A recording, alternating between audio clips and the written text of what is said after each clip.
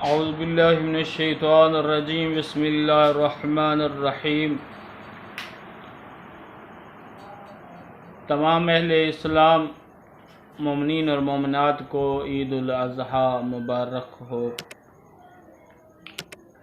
ایک فکر دینا چاہتا ہوں، کیا صرف جانور ہی ذبح کر رہے ہیں؟ کیا کسی اپنی خواہشیں ہیں، جو اپنی خوشیاں ہیں، وہ بھی قربان کر رہے ہیں؟ حقیقت میں جانور ذبح کرنا تو سنت ہے، لیکن حقیقت جو ہے انسان کو اپنی خوشیوں کو قربان کرنا چاہیے۔ کسی کے لیے، کسی غریب کے لیے، کسی بے کس اور بے سہارے کے لیے اپنی خوشی کو قربان کرنا حقیقت میں اسلام کا نام ہے۔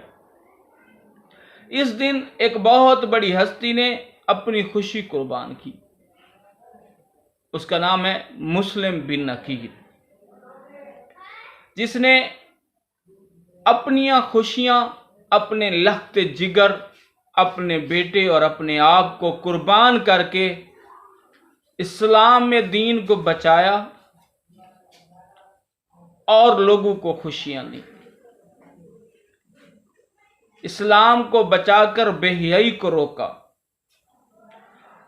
اپنے آپ کو قربان کر کے وفا کو بچایا، اپنے آپ کو قربان کر کے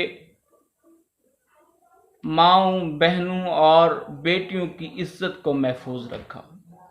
کیا ہم بھی کچھ قربان کر رہے ہیں صرف، یا اس عید پہ جانور ہی قربان کر رہے ہیں؟ آئیں دیکھتے ہیں اپنے آس پاس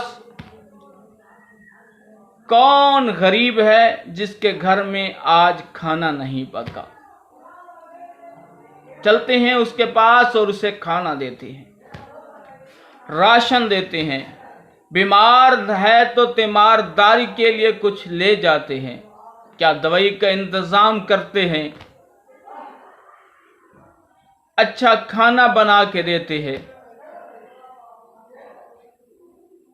قربانی تو یہ ہے کہ اپنی خوشیوں کو کسی غریب کے لیے قربان کرنے کا نام ہے۔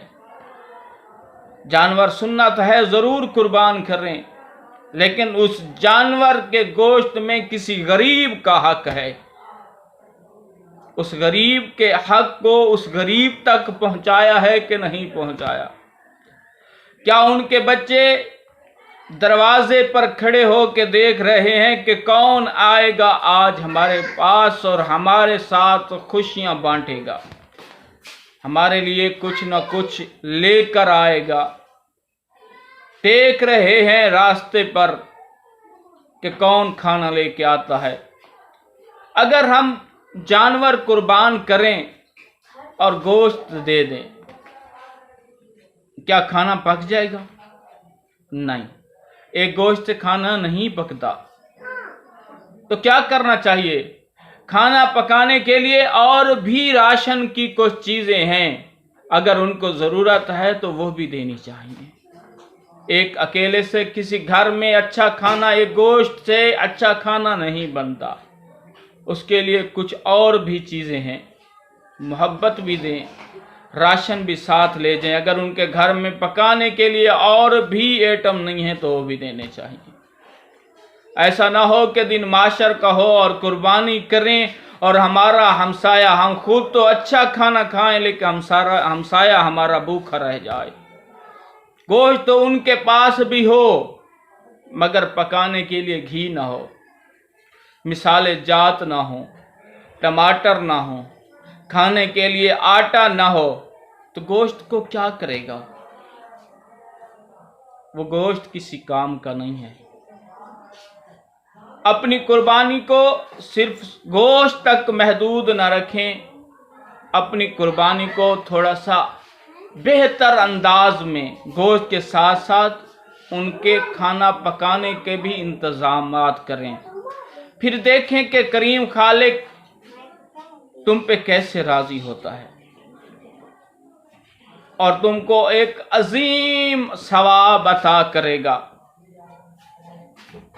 اور सबसे عظیم ترین عبادت کیا ہے کہ کسی غریب کو کریم خالق کہتا ہے کہ میرا بندہ غریب ہے، کھانا گھر میں نہیں ہے اور آپ نے جا کر اسے کھانا دے دیا، یہ عبادت مجھے بہت زیادہ پسند ہے۔ تو چلتے ہیں اور دیکھتے ہیں اپنے آس پاس ہمسایوں میں کیا کوئی بھوکا تو نہیں ہے، پیاسا تو نہیں ہے، پریشان تو نہیں ہے۔ چلتے ہیں اپنی خوشیاں دوسروں کے ساتھ بانٹتے ہیں۔ والسلام علیکم۔